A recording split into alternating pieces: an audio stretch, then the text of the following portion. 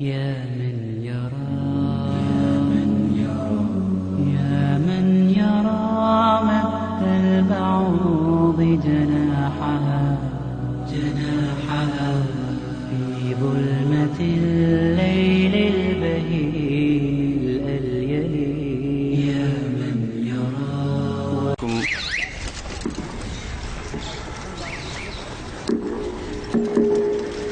السلام عليكم ورحمة الله وبركاته.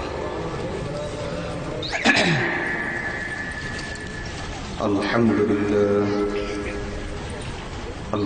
لله نحمده ونستعينه ونستغفره ونؤمن به ونتوكل عليه ونعوذ بالله من شرور أنفسنا ومن سيئات أعمالنا. من يهده الله فلا مضل له ومن يضلله فلا هادي له. وأشهد أن لا إله إلا الله وحده لا شريك له. وأشهد أن سيدنا ومولانا محمدا عبده ورسوله صلى الله تعالى عليه وعلى آله وأصحابه وبارك وسلم تسليما كثيرا كثيرا. أما بعد فأعوذ بالله من الشيطان الرجيم. بسم الله الرحمن الرحيم. ذلك فضل الله يؤتيه من يشاء والله ذو الفضل العظيم. بارك الله لنا ولكم في القرآن العظيم ونفعنا به. أستغفر الله لي ولكم ولسائر المسلمين استغفروه إنه هو الغفور الرحيم. اللهم صل على سيدنا محمد وعلى آل سيدنا محمد وبارك وسلم. اللهم صل على سيدنا محمد وعلى آل سيدنا محمد وبارك وسلم. اللهم صل على سيدنا محمد وعلى آل سيدنا محمد وبارك وسلم.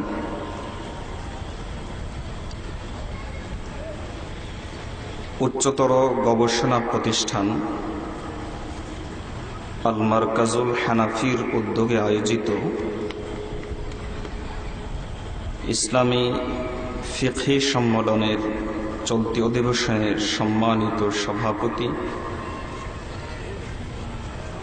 উপস্থিত উলামায়ে কেরাম, মুরব্বিয়ান ইজাম, দূর দূরান্ত থেকে আগত সর্বস্তরের মুসলমান ভাইরা,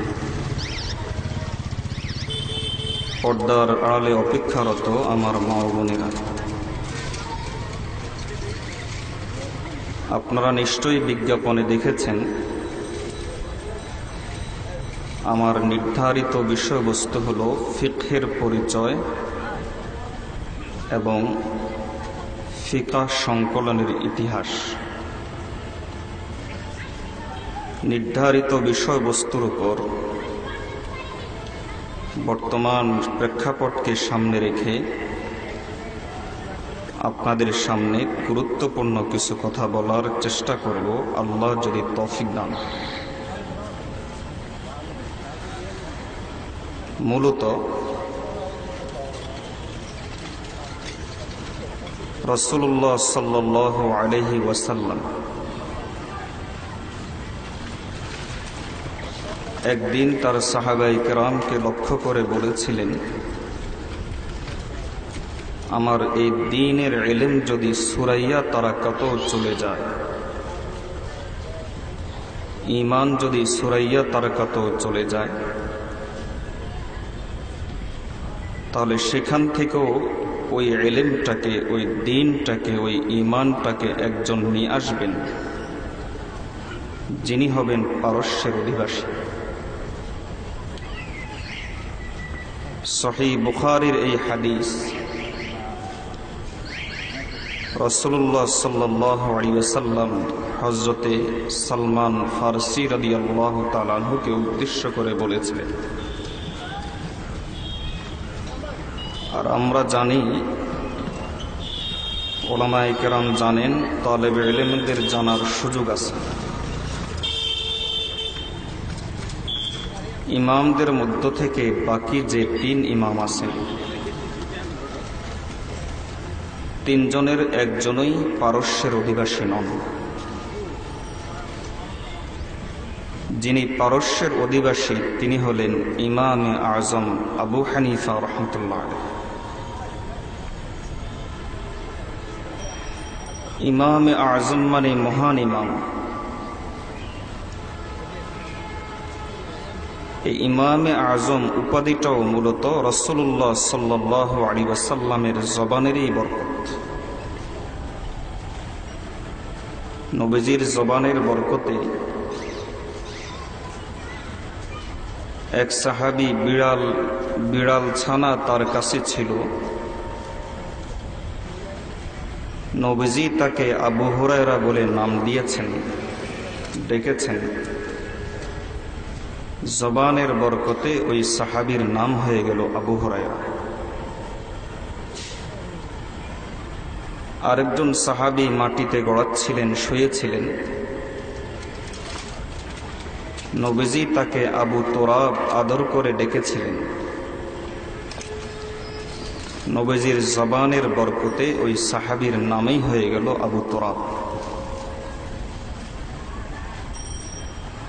আরেকজন সাহাবী, নবীজি একদিন তাকে আদর করে বলেছিলেন জুল ইয়াদাইন, 2 হাত বিশিষ্ট। 2 হাত তো সকলেরই আছে, কিন্তু নবীজি তাকে এই নামেই ডাকলেন। হাদিসের কিতাবে এখনো তাকে জুল ইয়াদাইন নামেই ডাকা হয়। নবীজি সাল্লাল্লাহু আলাইহি ওয়াসাল্লাম এক হাদিসের মধ্যে বলেন, আযমুন নাসি নাসীবান ফিল ইসলাম মিন আহলি ফারিস। মানুষের মধ্য থেকে দ্বীন ধর্মের ব্যাপারে অত্যন্ত মহান এক ব্যক্তি হবেন যিনি হবেন পারস্যের অধিবাসী। নবীজি লক্ষণীয় বিষয় হলো, নবীজি এখানে যে শব্দটা ব্যবহার করেছেন সেটা হলো আযম। নবীজি সাল্লাল্লাহু আলাইহি ওয়াসাল্লামের এই নামের বরকতে পারস্যের অধিবাসী একজন ব্যক্তিকেই আজম বলা হয়, যিনি হলেন ইমামে আজম আবু হানিফা রাহমাতুল্লাহ।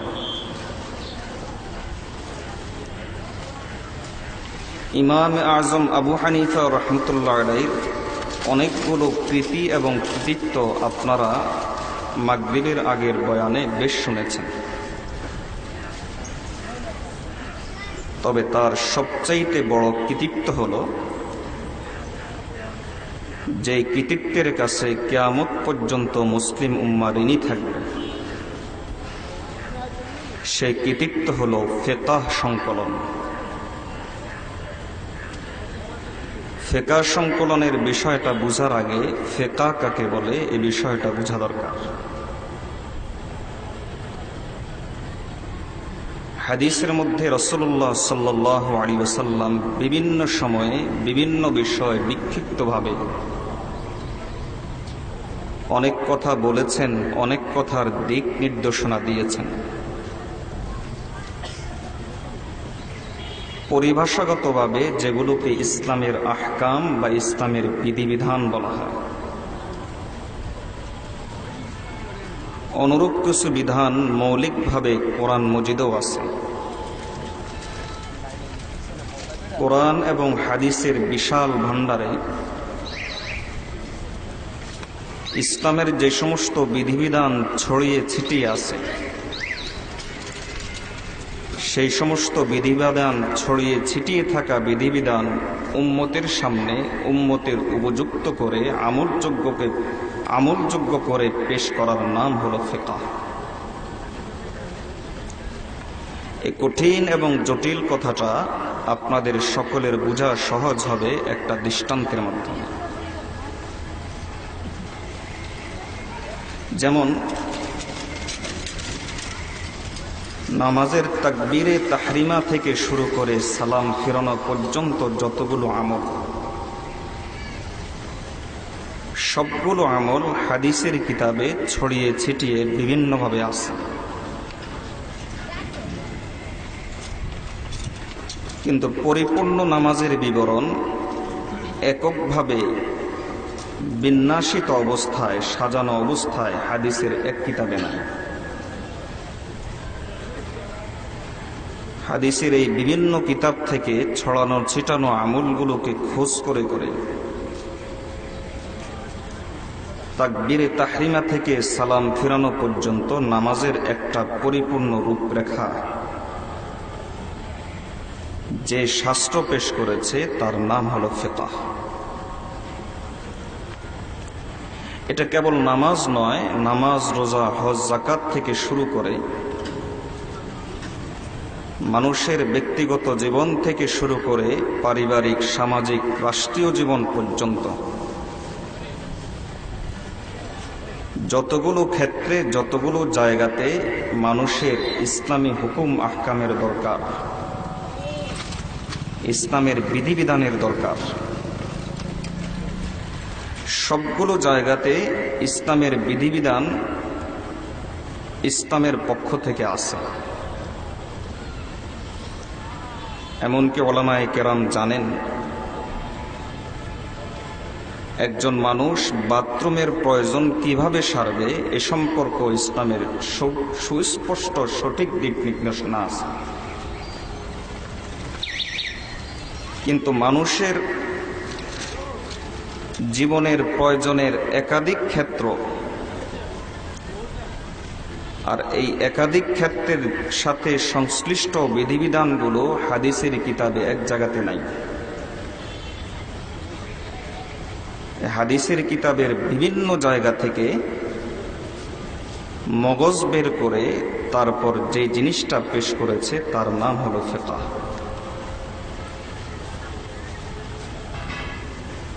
আমি আপনাদেরকে বিষয়টা আরেকটু দৃষ্টান্তের মাধ্যমে বুঝাই।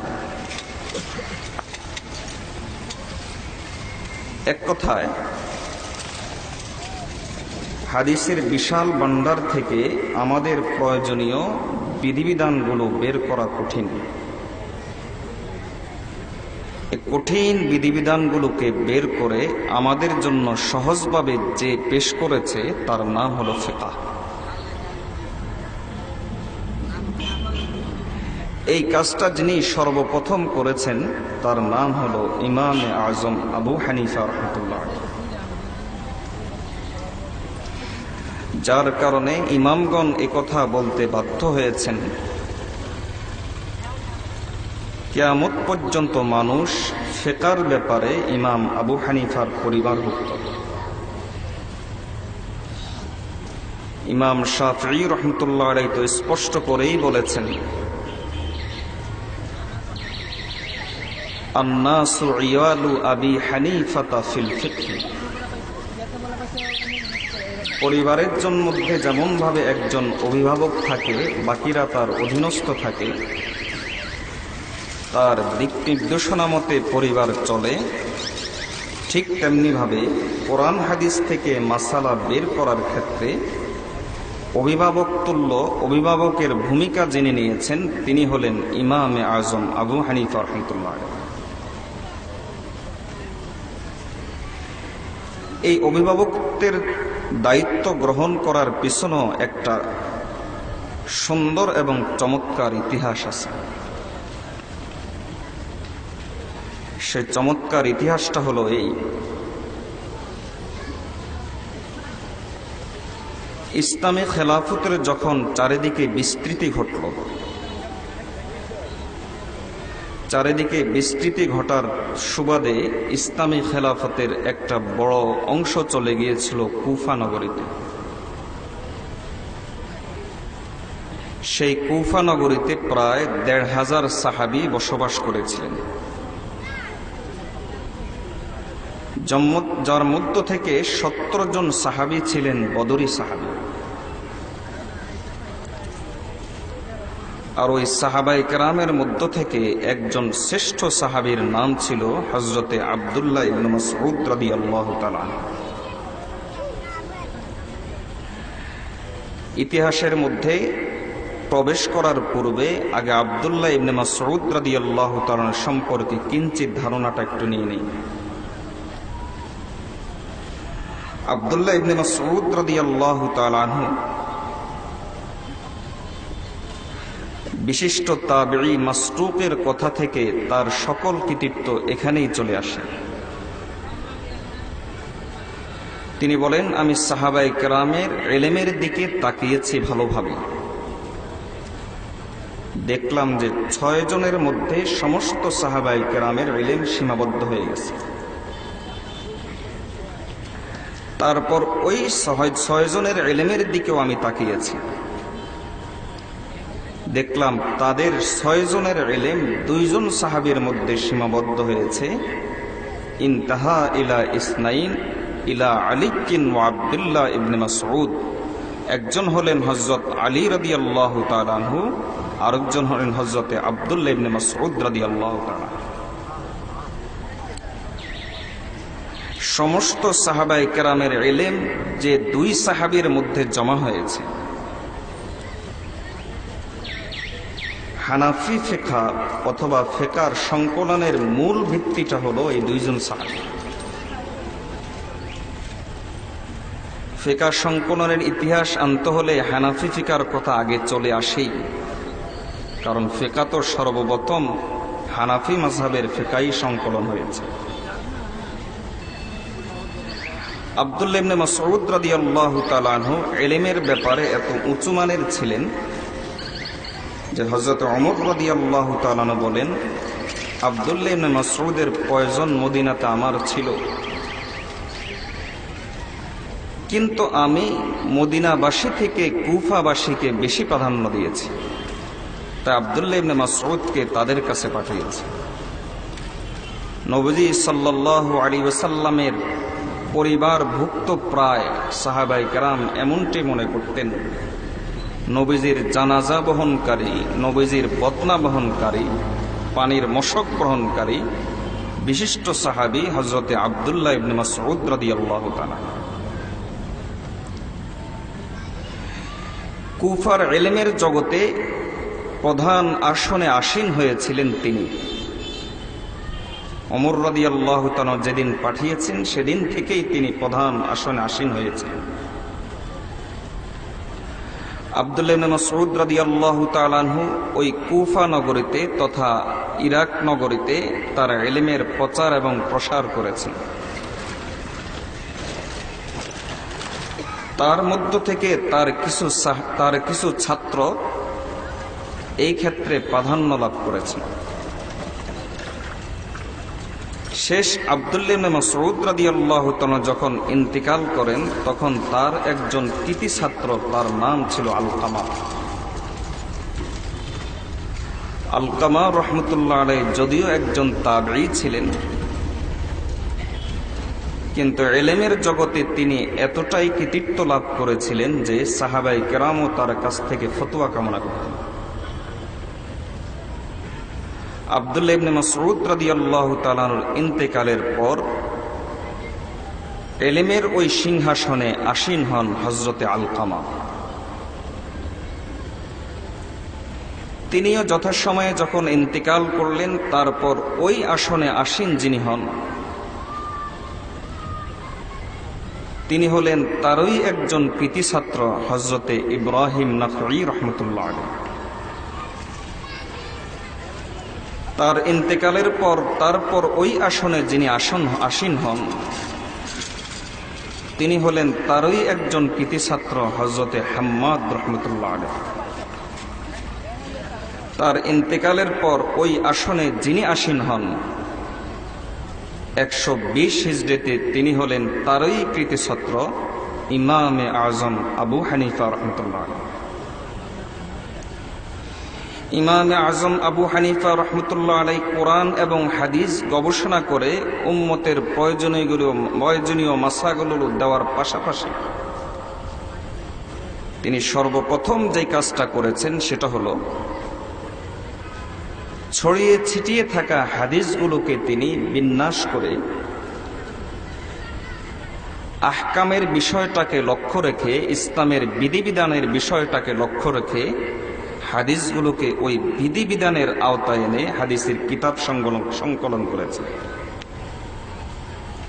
যেমন নামাজের অধ্যায়ের হাদিসগুলোকে তিনি এক জায়গাতে নিয়ে এসেছেন, অথচ এক জায়গাতে ছিল না, ছড়িয়ে ছিটিয়ে ছিল। যাকাতের হাদিসগুলোকে তিনি এক জায়গাতে নিয়ে এসেছেন, অথচ এক জায়গাতে ছিল না, ছড়িয়ে ছিটিয়ে ছিল। হজের হাদিসগুলোকে এক জায়গাতে নিয়ে এসেছেন, অথচ এক জায়গাতে ছিল না, ছড়িয়ে ছিটিয়ে ছিল। তার ওই হাদিসের কিতাবটা আজও উম্মত মুসনাদু আবি হানিফা নামে স্মরণ করে থাকে। তারপর তিনি চিন্তা করলেন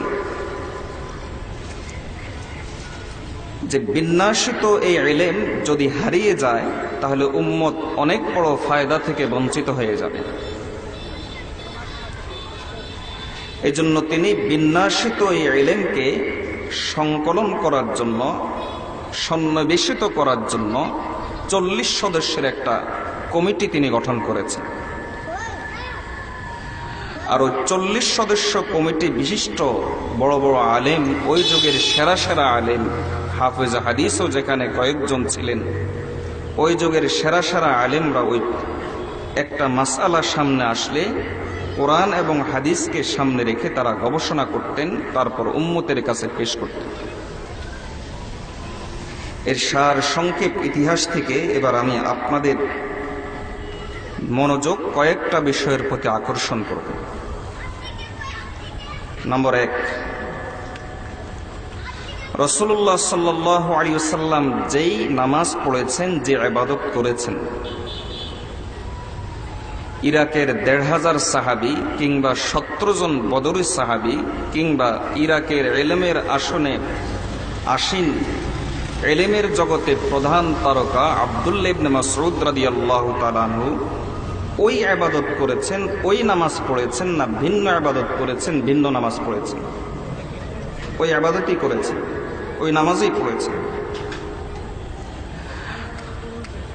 আব্দুল্লাহ ইবনে মাসউদ রাদিয়াল্লাহু তাআলা আনহু তিনি তার ইলমে আসীন থেকে যে নামাজ, যে ইবাদত তার ছাত্রদেরকে শিখিয়েছেন, সেটা কি নবীজির নামাজ ছিল না ভিন্নটা ছিল? এরপর তার ছাত্র আলকামা, তার ছাত্র ইব্রাহিম নাখঈ সহ ওই যুগের উলামায়ে কেরামকে যেই নামাজ শিখিয়েছেন, সেটা কি ওই নামাজ ছিল না ভিন্ন নামাজ ছিল? তার ছাত্র ইব্রাহিম নাখীর ছাত্র হাম্মাদও নিশ্চয়ই সেই নামাজই শিখিয়েছেন। হাম্মাদের ছাত্র ইমামে আজম আবু হানিফা রহমতুল্লাহ নিশ্চয়ই সেই নামাজই শিখিয়েছেন। কাজেই ইমামে আজম আবু হানিফা রহমতুল্লাহ আলাই, বিশেষত নামাজের কথা বলি, ইমামে আজম আবু হানিফা রহমতুল্লাহ আলাই যেই নামাজ শিখিয়েছেন সেটা হাম্মাদ থেকে শিখেছেন। হাম্মাদ রহিমাহুল্লাহ যেই নামাজ শিখিয়েছেন সেটা ইব্রাহিম নাখঈ থেকে শিখিয়েছেন। আর ইব্রাহিম নাখঈ যেই নামাজ শিখিয়েছেন সেটা তার উস্তাদ আলকামা থেকে শিখিয়েছেন। আর আলকামা ওই নামাজেই শিখিয়েছেন যেটা সাহাবায়ে কেরাম থেকে শিখেছেন। সাহাবায়ে কেরাম ওই নামাজেই শিখেছেন যেটা নবীজি সাল্লাল্লাহু আলাইহি ওয়াসাল্লাম তাদেরকে শিখিয়েছেন। সাল্লু কামা রাআইতুমুনি উসাল্লি বলে নবীজি তাদেরকে শিখিয়েছেন। সুতরাং যেই লোকটা বলে হানাফি ফিকহের নামাজ কোরআন হাদিসের নামাজ নয়, ওই লোকটা উম্মতের জন্য ফিতনা ছাড়া আর কিছু নয়। দ্বিতীয় বিষয় হলো, আপনারা গভীরভাবে লক্ষ্য করেছেন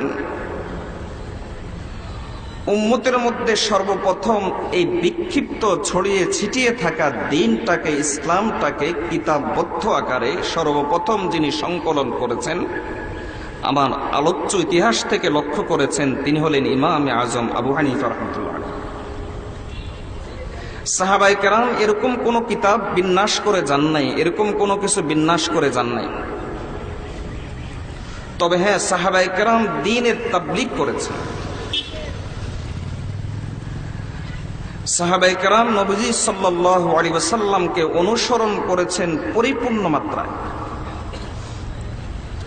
ফালাম্মা আহাব্বুহু বিকুল্লি কুলুবিহিম আতাউহু বিকুল্লি কুওয়াহিম। তারা নবীজিকে ভালোবেসেছেন পরিপূর্ণ অন্তর দিয়ে, তাই তার অনুসরণ করেছেন পরিপূর্ণ শক্তি দিয়ে। আর সাহাবায়ে কেরাম নবীজি থেকে যে দ্বীনটা পেয়েছেন সে দ্বীনটা গোটা বিশ্বের মধ্যে তারা পৌঁছে দিয়েছেন। আর দ্বীন যিনি নিয়ে এসেছেন তিনি হলেন মুহাম্মদুর রাসূলুল্লাহ সাল্লাল্লাহু আলাইহি ওয়াসাল্লাম। সুতরাং ইতিহাসের এই ধারাবাহিকতায়, ফিকহ সংকলনের ইতিহাসের এই ধারাবাহিকতায় যেটা আমরা পেলাম, সেটা পরিপূর্ণ হয়েছে মুহাম্মদুর রাসূলুল্লাহ সাল্লাল্লাহু আলাইহি ওয়াসাল্লামের মাধ্যমে, আর সেটা সর্বস্তরে পৌঁছেছে সাহাবায়ে কেরামের মাধ্যমে, আর সেটা বিন্যাসিত হয়েছে, সজ্জিত আকারে এসেছে সর্বপ্রথম ইমামে আজম আবু হানিফা রাহমাতুল্লাহর মাধ্যমে। এবার আমি আপনাদের মনোযোগ যে বিষয়টার প্রতি আকর্ষণ করতে চাই সেটা হলো, একটু গভীরভাবে লক্ষ্য করলে দেখবেন অমুসলিমরা আমাদের এই তিনটা খুঁটিকেই, তিনটা ভিত্তিকেই নষ্ট করার জন্য চক্রান্ত করেছে এবং করে যাচ্ছে।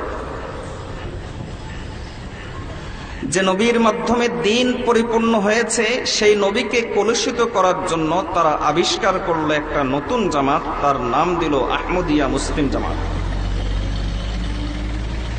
সাহাবায়ে কেরাম যে দ্বীন সর্বস্তরে পৌঁছিয়েছেন সে সাহাবায়ে কেরামকে কলুষিত করার জন্য তারা একটা নতুন জামাত আবিষ্কার করলো, নাম দিল জামাতে ইসলামী।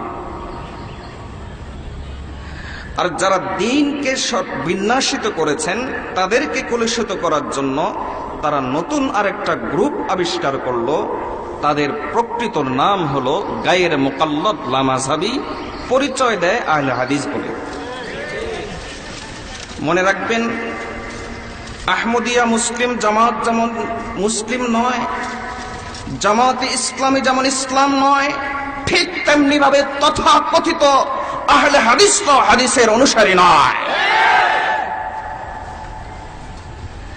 তৃতীয়, আমি আমার উল্লেখিত ইতিহাস থেকে আপনাদের মনোযোগ আরেক দিকে আকর্ষণ করতে চাই, সেটা হলো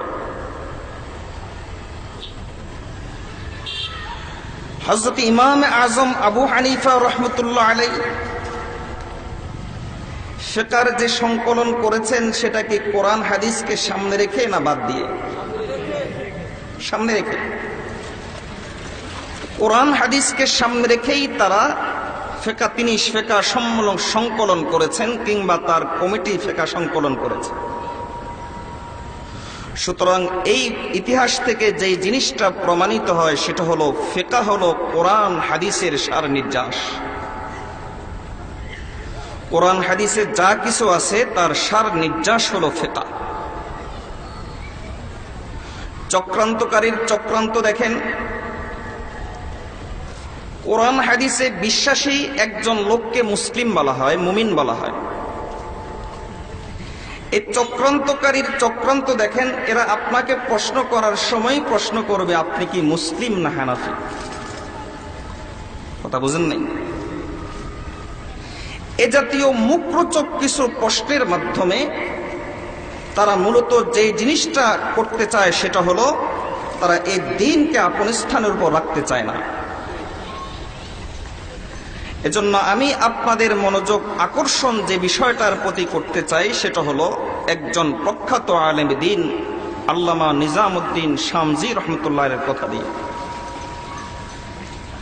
মুসলিম বিশ্বের একজন পথিতযশা আলেম দ্বীন আল্লামা নিজামউদ্দিন শামসী রহমতুল্লাহ আলাইহি বলেন, বর্তমান দুনিয়া সহ অতীতে এবং ভবিষ্যতে যতগুলো ইসলাম বিরোধী চক্রান্ত হবে, সমস্ত চক্রান্তের যদি একটা শিরোনাম দেওয়া হয় সেই শিরোনাম হবে এই, উম্মতের সামনে উম্মতের অভিভাবক উলামায়ে কেরামকে কলুষিত করো। উলামায়ে কেরাম বলে আসছেন, কিয়ামত পর্যন্ত বলে যাবেন, ফিকহ ছাড়া মানুষের জীবন চলতে পারে না। এর বিপরীতে এক শ্রেণীর লোক তথাকথিত হাদিসের নাম দিয়ে তারা বলে থাকে ফিকহ হলো ইসলামী বিশ্বের জন্য, ফিকহ হলো একটা আপুতুল্য, ফিকহ অনুসরণ করলে মুসলমানদের মধ্যে ফাটল দেখা দেবে। চার মাযহাব মানে চার গ্রুপ, এটা আমার আলোচ্য বিষয় নয়, আমি সেদিকে যাব না। আমি শুধু আমার ইতিহাসের সাথে সংশ্লিষ্ট কিছু বিষয়ের প্রতি আপনাদের মনোযোগ আকর্ষণ করে তারপর আমি আপনাদের কাছে কিছু পরামর্শ রেখে যাব। উলামায়ে কেরাম বলে এসেছেন ফিকহ ছাড়া মানুষের জীবন চলে না। নতুন করে কিছু লোক আবিষ্কার হলো, বের হলো, এরা বলে ফিকহর দরকার নাই। মুখরোচক স্লোগান দেওয়া শুরু করলো, কোরআন হাদিস থাকতে ফিকহর দরকারটা কি? এ জাতীয় ধোঁকামিপূর্ণ স্লোগানের মাধ্যমে সাধারণ মানুষ উলামায়ে কেরামের উপর যে আস্থা রাখে, যে ভরসাটা রাখে, সেই ভরসাটাকে নষ্ট করে দিচ্ছে। এতে ফায়দাটা হবে কি ফায়দা হবে? মুফতি শফি রহমতুল্লাহ আলাইহি বলেন, ফায়দাটা হবে এই, সাধারণ মানুষের উপর থেকে উলামায়ে কেরামের যদি হাতছানি চলে যায়, তাহলে অমুসলিমরা যখন যেভাবে ইচ্ছা সেভাবেই আমাদেরকে আক্রমণ করতে পারবে, আমাদের রক্ত ঝরাইতে পারবে, আমাদের মানচিত্র খেতে পারবে। এজন্য আমি বিশেষত এই বাংলাদেশের নাগরিক হিসাবে আমি আপনাদের যে জিনিসটার প্রতি আকর্ষণ করতে চাই, মনোযোগ আকর্ষণ করতে চাই, সেটা হলো 2, 4, 5, 10 জন ইউটিউবের বক্তা দেখে বিভ্রান্ত হবেন না, বরং দেশের হক্কানি উলামায়ে কেরাম কোন দিকে আছেন সেদিকের প্রতি দৃষ্টি দিন। যদি এমনটা চলতে থাকে, উলামায়ে কেরাম যদি এমন কলুষিত হতে থাকে, আল্লাহর কসম করে বলছি এই দেশের স্বাধীনতা রক্ষা করা যাবে না। এই দেশের স্বাধীনতা রক্ষা করতে হলে উলামায়ে কেরামকে রক্ষা করতে হবে। এজন্য এই সমস্ত চক্রান্তকারীর চক্রান্তের প্রতি পা না দিয়ে, চক্রান্তের জালে পা না দিয়ে আমি আপনাদেরকে যেই বিষয়টা বলতে চাই, উলামায়ে কেরাম থেকে দিন শিখেছেন, শিখেন, কিয়ামত পর্যন্ত শিখতে থাকেন। আপনারা নামাজ পড়েন, উলামায়ে কেরাম নামাজ শিখান। আপনারা হজ করেন, উলামায়ে কেরাম হজ শিখান। আপনারা যাকাত দেন, উলামায়ে কেরাম যাকাত শিখান। আল্লাহর নবী আলাইহিস সালাম বলেছেন, আল উলামা ওয়ারাসাতুল আম্বিয়া। এমন এক পাওয়ারফুল কথা, এই পাওয়ারফুল কথা কিয়ামত পর্যন্ত চলবে। বাতিল যেই রূপে আসুক না কেন, উলামায়ে কেরাম তাদের মুখোশ উন্মোচন করে ছাড়বেই ছাড়বে।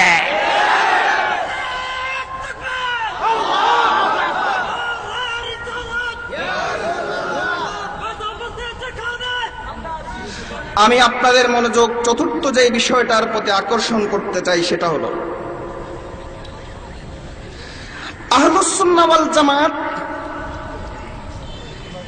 ইসলামী ফিকহ যার মাধ্যমে পরিপূর্ণ হয়েছে নবী মুহাম্মদ রাসূলুল্লাহ সাল্লাল্লাহু আলাইহি ওয়াসাল্লাম,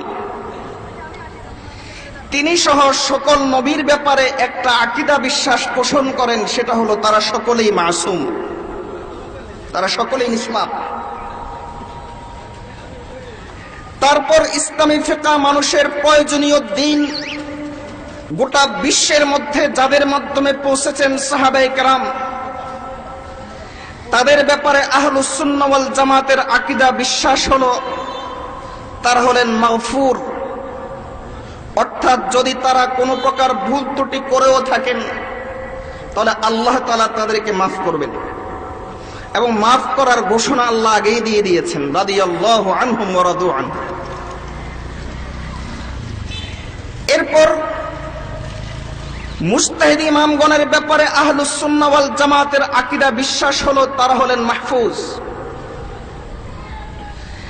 এরা বলে থাকে ইমাম আবু হানিফা সহ ইমামরা কি ভুল করতে পারেন না?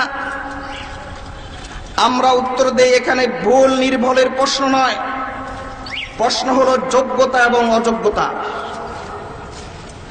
আমরা এই কথা কখনো দাবি করি না ইমাম আজম আবু হানিফা রাহমাতুল্লাহ আলাইহি ভুল করতে পারেন না। ইমাম যদি ভুল করেন, পিছনে যদি কেরাত জান্নাওয়ালা থাকে, যেমন ভাবে লোকমা দেওয়ার লোক থাকলে নামাজ সহিহ হয়ে যায়, বরং মনের মধ্যে প্রশান্তি আসে, নামাজ সহিভাবে আদায় হয়েছে। মুজতাহিদ ইমামগণ যদি ভুল করে থাকেন, তাদের পিছনে কমিটি ছিল, যেই কমিটিতে হাফেজা হাদিস ছিলেন, যেই কমিটিতে বড় বড় আরবি সাহিত্যিক ছিলেন, তোমাদের মতো 2-4টা 5টা গন্ড মূর্খ ইউটিউবের আলোচনা করতে পারলেই আল্লামা হওয়া যায় না। এমন 2-4টা লেকচারের জন্য আমরা এত বড় বড় মহাযোগ্য ব্যক্তিদেরকে ছাড়তে পারি না। মনে রাখবেন, যারা মাসুম ছিলেন, নিষ্পাপ ছিলেন, তাদের বিরুদ্ধে চক্রান্ত যারা করে, সেই সমস্ত চক্রান্তকারীকে যেমন উলামায়ে কেরাম সহ্য করেনি, যারা উম্মতের দৃষ্টিকোণে যারা মাগফুর, সেই সমস্ত সাহাবায়ে কেরামের সমালোচকদের উলামায়ে কেরাম ইসলামের শত্রু মনে করে এসেছে, ঠিক তেমনি ভাবে উম্মতের মধ্যে যারা মাহফুজ, ওই সমস্ত মুজতাহিদ ইমামদের যারা সমালোচনা করবে, উলামায়ে কেরামের স্পষ্ট বক্তব্য শুনে নেন, তাও ইসলামের শত্রু ছাড়া আর কিচ্ছু নয়। আমি আপনাদের মনোযোগ আমার আলোচ্য ইতিহাস থেকে পঞ্চম যে বিষয়টার প্রতি আকর্ষণ করতে চাই, সেটা হলো ইতিহাসের এই বিষয়টা থেকে আপনারা নিশ্চয়ই লক্ষ্য করেছেন,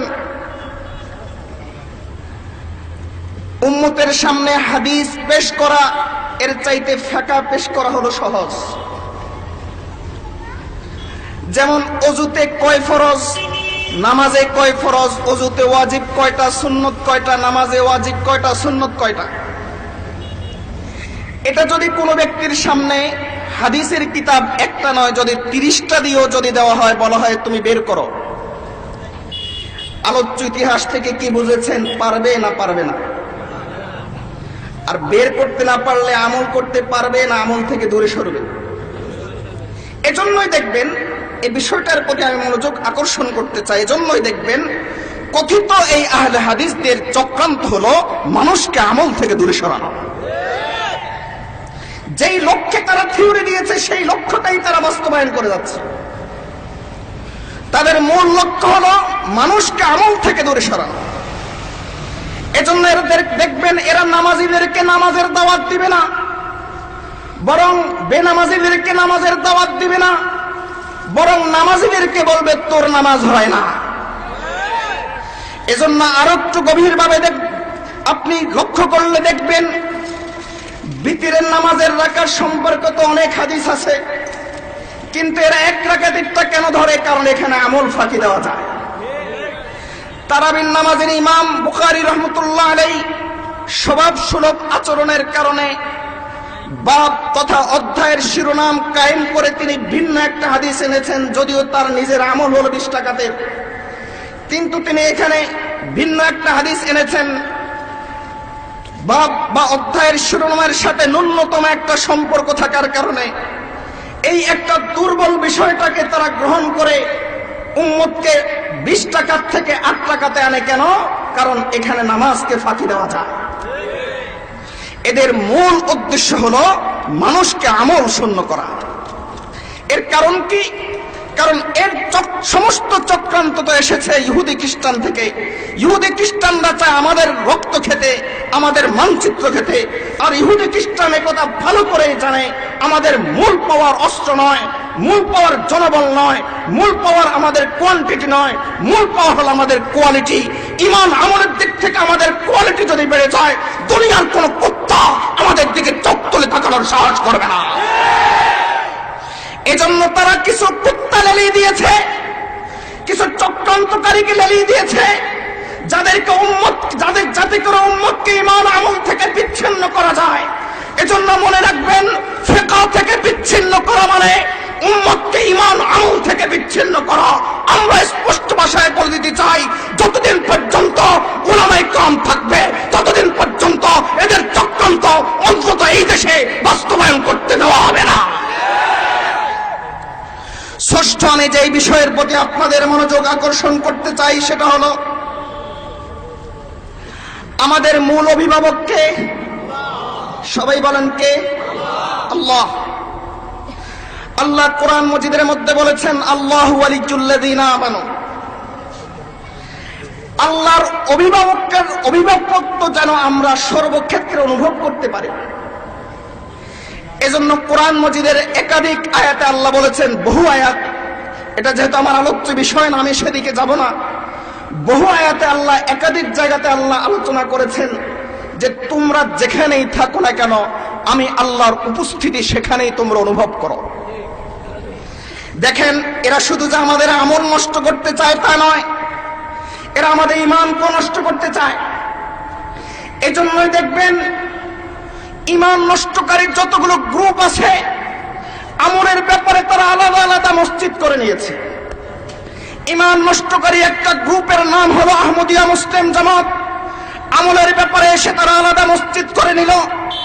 ঈমান নষ্টকারী আরেকটা গ্রুপের নাম হলো সাহাবায়ে কেরামের সমালোচক শিয়া জামাত, আমলের ব্যাপারে এসে তারা আরেকটা মসজিদ করে নিল, নাম দিল শিয়া মসজিদ।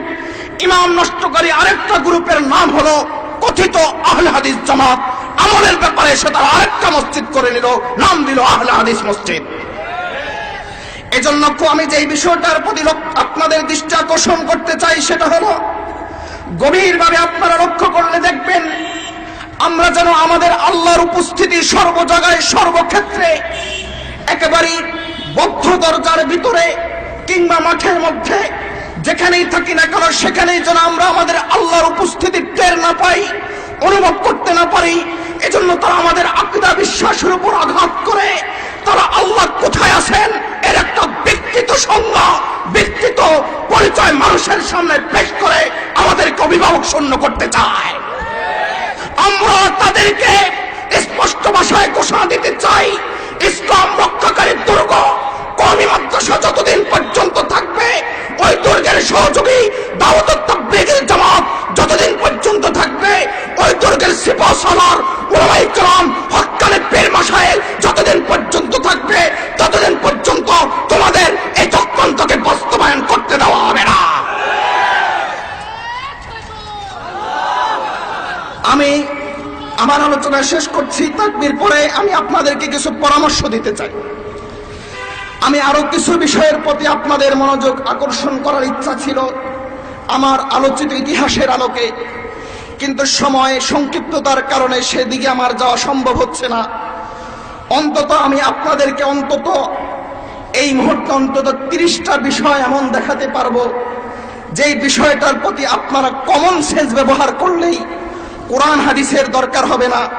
কোরআন হাদিস তো হলো দলিল, আর কমন সেন্স কোরআন হাদিস বুঝার জন্য কমন সেন্সটা ব্যবহার করতে পারলেই আপনারা টের পাবেন সেটাই হচ্ছে যেটা তাদের গুরুরা বলেছিল যে আহলে হাদিস জামাত। আমাদের মধ্যে আহলে হাদিস জামাতের অভিজ্ঞতার আলোকে আমাদের কাছে এই কথা প্রমাণিত হয়েছে, কিছু মন চাহি জিন্দেগি যাপনকারী মন পূজারী লোক ছাড়া আর কিছু তৈরি হচ্ছে না। বাস্তবেই তা দেখা গেছে। গোলাম আহমদ কাদিয়ানী একসময় সে আহলে হাদিস, কথিত আহলে হাদিস ছিল, এবং সে কথিত এই যে স্যার সৈয়দ একসময় কথিত আহলে হাদিস ছিল। মোট কথা যত বড় বড় ফিতনা উম্মতের মাঝে এসেছে সবগুলো একসময় কথিত আহলে হাদিস ছিল। এজন্য আমি সেই দিকে আর মনোযোগ আকর্ষণ করব না। আমার হাতে এখনো 1 মিনিট 2 মিনিট সময় আছে, আমি 2 মিনিটে আপনাদের কাছে কয়েকটা পরামর্শ রেখে যেতে চাই। 1 নম্বর পরামর্শ হলো, হঠাৎ করে নতুন কোনো দাওয়াত আসলেই গ্রহণ করবেন না, বরং কেন আপনি গ্রহণ করতে চাচ্ছেন এই বিষয়টা একটু ভাববেন। উলামায়ে কেরাম কাছাকাছি আছে, উলামায়ে কেরামের কাছে যাওয়ার জন্য পথ আছে, কোনো বাধা নাই। হঠাৎ কোনো নতুন দাওয়াত আসলে গ্রহণ না করে উলামায়ে কেরামের সাথে বিষয়টা ডিসকাস করবেন, বিষয়টা পর্যালোচনা করবেন যে এরকম একটা দাওয়াত এসেছে, গ্রহণ করা যায় কিনা। 2 নম্বর বিষয় হলো, মনে রাখবেন উলামায়ে কেরামের নিরীক্ষার আলোকে, তদন্তের আলোকে একটা বিষয় প্রমাণিত হয়েছে যে বর্তমান বিশ্বে জিহাদের নামে যে কিছু জঙ্গিপনা চলছে, এই জঙ্গিপনার বিরুদ্ধে, জঙ্গিপনার মূল কলকাঠি যারা নেড়ে যাচ্ছে তারা হলো কথিত এই সালাফি গোষ্ঠী, কথিত আহলে হাদিস গোষ্ঠী। কিন্তু যখন জিহাদের প্রয়োজন হয় তখন কিন্তু তাদেরকে পাওয়া যায় না, সেটা ভিন্ন কথা। এজন্য আপনার সন্তান আপনি পরিবারের অভিভাবক হিসাবে আপনার সন্তানকে যদি দেখেন নতুন করে জোরে আমিন বলার জেহাদ শুরু করেছে, রফিয়ে দাইন বলার কথিত জেহাদ শুরু করেছে, তাহলে আমি আপনাকে স্পষ্ট ভাষায় ইঙ্গিত দিয়ে যাচ্ছি, আপনার সন্তান কিন্তু ধীরে ধীরে জঙ্গিবাদের দিকে অগ্রসর হচ্ছে। কারণ ফিকহ অনুসরণ করলে জঙ্গিবাদী হওয়ার সুযোগ নাই। ইসলামী ফিকহে তো ইসলামী জিহাদের মূল নীতিমালা আছে, কখন করতে হবে, কোথায় করতে হবে, কিভাবে করতে হবে, কেন করতে হবে, কখন ফরজ আইন হয়, কখন ফরজে কিফায়া হয়, কখন ওয়াজিব হয়, কখন হারাম হয়। এই মূলনীতিগুলো ইসলামী ফিকহে আছে। এদের কাছে কোনো মূলনীতি নাই। এরা এসেছে জিহাদের হাদিস আছে, এবার মারো কাটো, যে আমার গোষ্ঠী নয় তাকেই মারো। এজন্য আমি আপনাদের অভিভাবক হিসাবে আপনাদের মনোযোগ যেই দিকে আকর্ষণ করতে চাই, সেটা হলো কখনো উদাসীন হবেন না। আবারও বলছি উদাসীন হবেন না। যদি আপনার সন্তান নতুন করে জোরে আমিন বলার জিহাদ শুরু করে, তাহলে আল্লাহর কসম করে বলছি, আপনার সন্তানের অজান্তেই এই সন্তান কিন্তু জঙ্গিবাদের দিকেই অগ্রসর হচ্ছে। আমি আপনাদের শেষ যে বিষয়টা 10টা পরামর্শ দেওয়ার খেয়াল ছিল, অন্তত আমি 3টা পরামর্শ দিয়ে যাই। যে 3 নম্বর বিষয়টার প্রতি আমি আপনাদের মনোযোগ আকর্ষণ করব। আজকে আমরা সবচাইতে বেশি আমাদের অভিভাবক মহল আমাদের ইমানের ব্যাপারে আমরা উদাসীন হবেন না। আজকে আমাদের পরিবারের মধ্যে কখন কি খানা তৈরি হবে, হোটেলে গেলে, চাইনিজ রেস্টুরেন্টে গেলে কোন মেনুটা আমি এখন খাবো, এটা নিয়ে অন্তত এই পরিমাণ টেনশনও আমার সন্তানের ইমানের ব্যাপারে নাই। এজন্য আমি আপনাদেরকে অপ্রাসঙ্গিকভাবে, কিছুটা প্রাসঙ্গিক আছে, অপ্রাসঙ্গিকভাবে আমি 3টা পরামর্শ দিয়ে যাচ্ছি। 1 নম্বর হলো আপনি এবং আপনার সন্তানকে প্রচলিত ইসলামের 3টা দুর্গের সাথে শামিল করেন। 1 নম্বর হলো আমার শাইখের বাসায় কওমি মাদ্রাসায় একটা দুর্গ, আপনার সন্তানকে সেখানে আপনি নিয়ে যান, ভর্তি করে দেন। পারলেন না, বড় হয়ে গেছে, 2য় দুর্গ ইসলামের আছে দাওয়াত তাবলীগ, পারলেন না, আপনার সন্তান সেদিকেও যাচ্ছে না, একজন হক্কানি আলেমের কাছে নিয়ে যান, তার কাছে আপনি বসিয়ে দেন, তার কাছ থেকে আপনি কিছু দিক নির্দেশনা নিয়ে নেন। এই 3টা দুর্গের সাথে যদি আপনি, আপনার ফ্যামিলি, আপনার সন্তান যদি এই 3টা দুর্গের সাথে আশ্রয় সম্পর্ক না করে, 3টা দুর্গে যদি আশ্রয় গ্রহণ না করে, আল্লাহর কসম আপনাদের কাঁধের সমস্ত ফেরেশতাকে সাক্ষী রেখে, আল্লাহকে সাক্ষী রেখে বিন্দু পরিমাণ সন্দেহ ছাড়াই বলে যাচ্ছি, ওই সন্তান কিংবা আপনি অচিরেই ফিতনায় জড়িয়ে যাচ্ছেন। আল্লাহ আমাদেরকে যে 3টা পরামর্শ দিয়েছি, অন্তত এই 3টা পরামর্শ মেনে চলার তৌফিক দান করুন। আল্লাহ আমাদেরকে ফিকহ অনুসরণ করে কোরআন হাদিসের অনুসরণ করার তৌফিক দান করুন। শেষ কথা, সব কথার শেষ কথা, ফিকহ অনুসরণ করা ছাড়া কোরআন হাদিসের অনুসরণ করা সম্ভব নয়। আল্লাহ আমাদেরকে এই কথাটা বুঝার তৌফিক দান করুন। ওয়া মা আলাইনা ইল্লাল বালাগ। আসসালামু আলাইকুম ওয়া রাহমাতুল্লাহ। আলহামদুলিল্লাহ, মাশাআল্লাহ।